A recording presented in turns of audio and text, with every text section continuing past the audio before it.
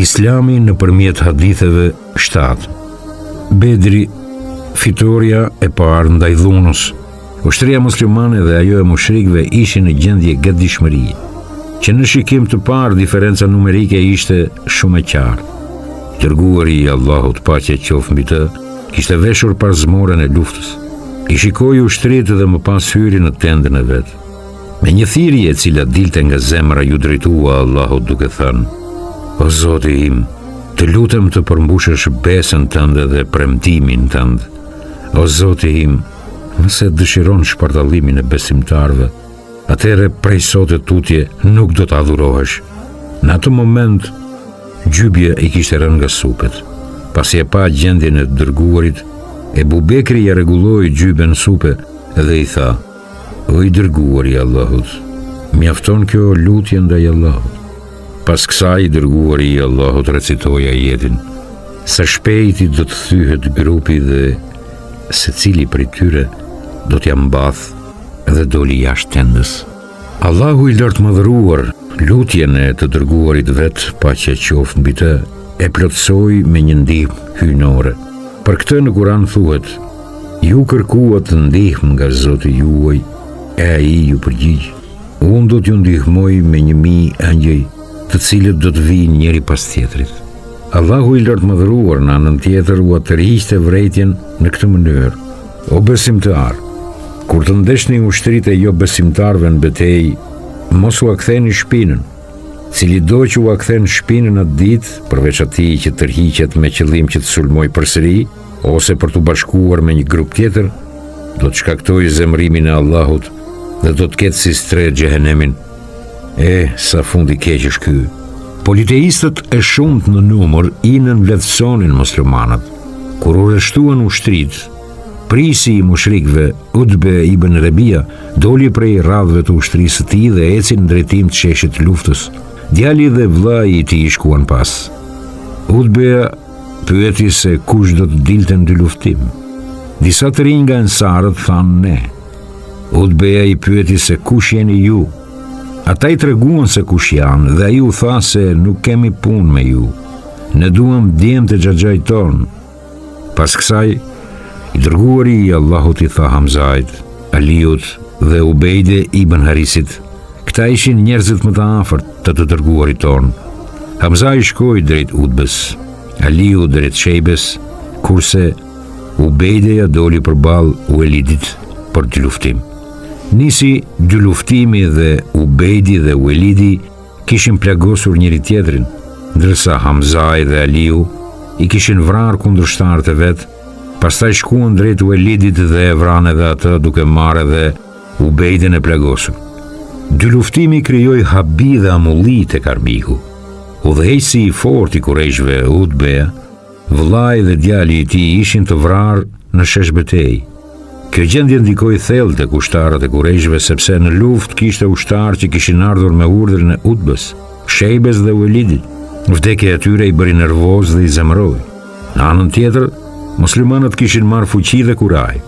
Pas këtij dy luftimi, e gjithë ushtria muslimane dhe ajo e mushrikëve filluan të sulmojnë njëri tjetrin, ndërsa udhëheqësit e mushrikëve u jepnin kuraj ushtarëve.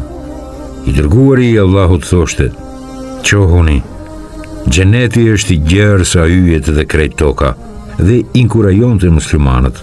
Njëri prej ensarëve, Umeir ibn Humami, pa ande hurmat që kishte në dorë.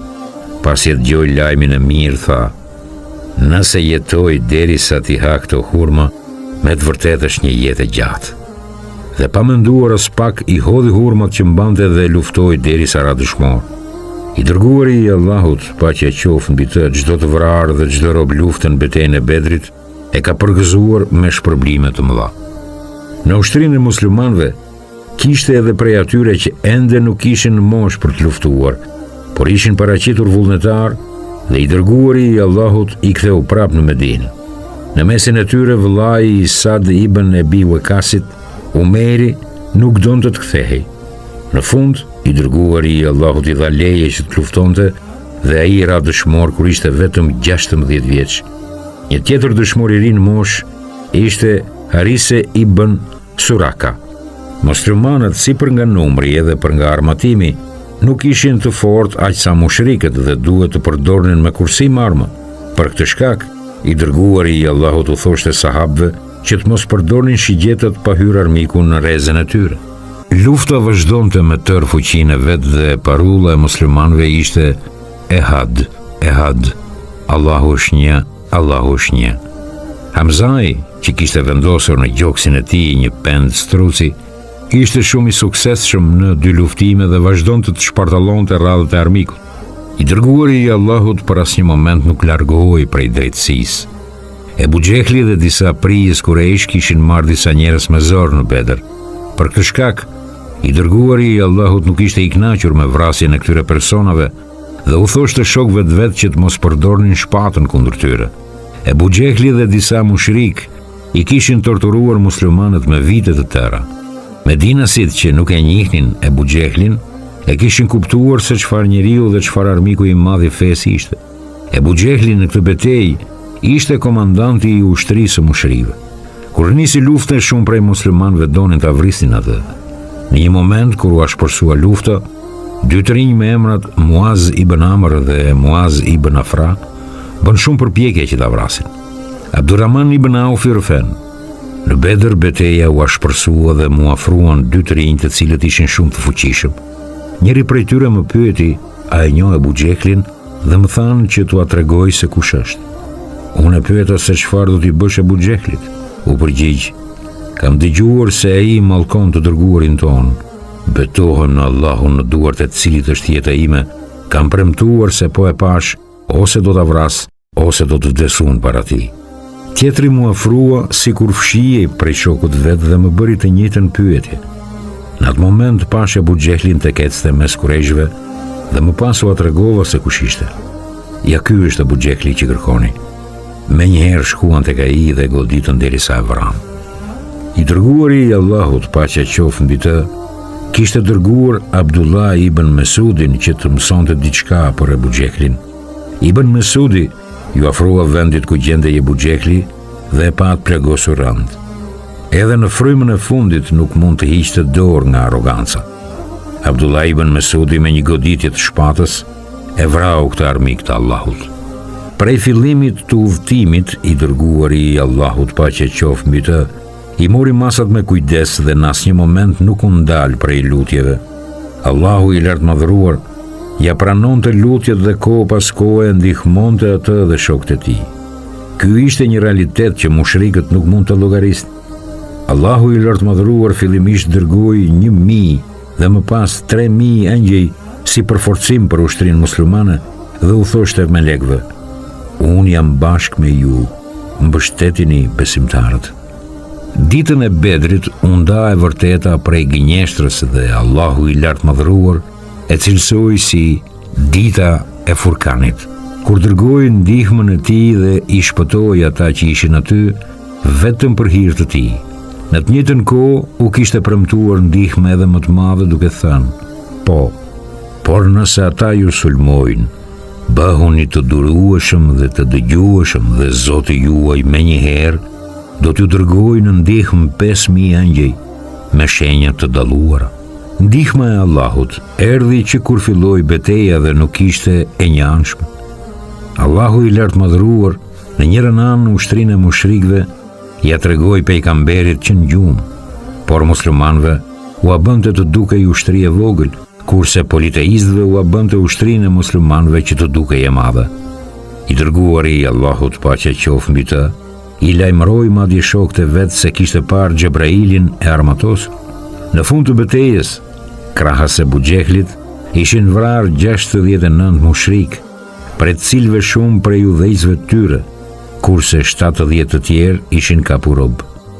I dërguari i Allahut kishte paralajmëruar se ku do të vdisnin disa nga politeistët dhe pas betejës ata ishin aty ku kishte thënë i dërguari i Allahut, paqja qoftë mbi të.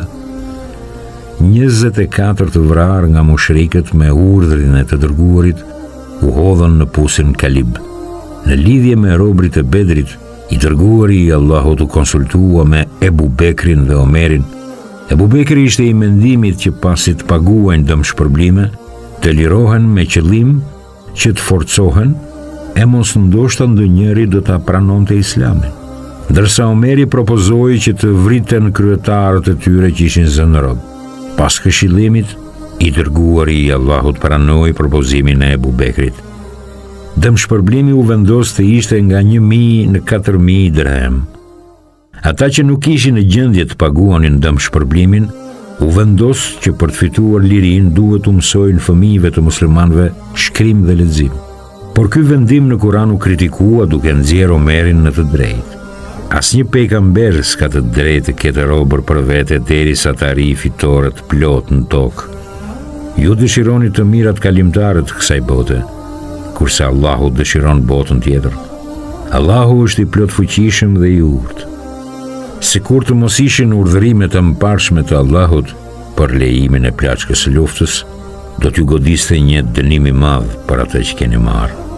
I dërguari i Allahut, pas fitores së Bedrit, dërgoi Abdullah ibn Rewahan dhe Zeid ibn Harithin që të lajmëronin Medinasit dhe banorët për rreth. Pas betejës qëndroi edhe 3 net në Bedër. Në ditën e tretë u urdhëroi që t'i sillnin deven dhe u nis. Më pas mori rrugën për në Medinë bashkë me sahabët dhe në fund të Ramazanit arritën në Medinë. Ndihma e Allahut në betejën e Bedrit ishte shumë e qartë. Një ushtri tërëthishme e madhe numerikisht dhe mjaft e armatosur u shkatrua nga ana e muslimanëve.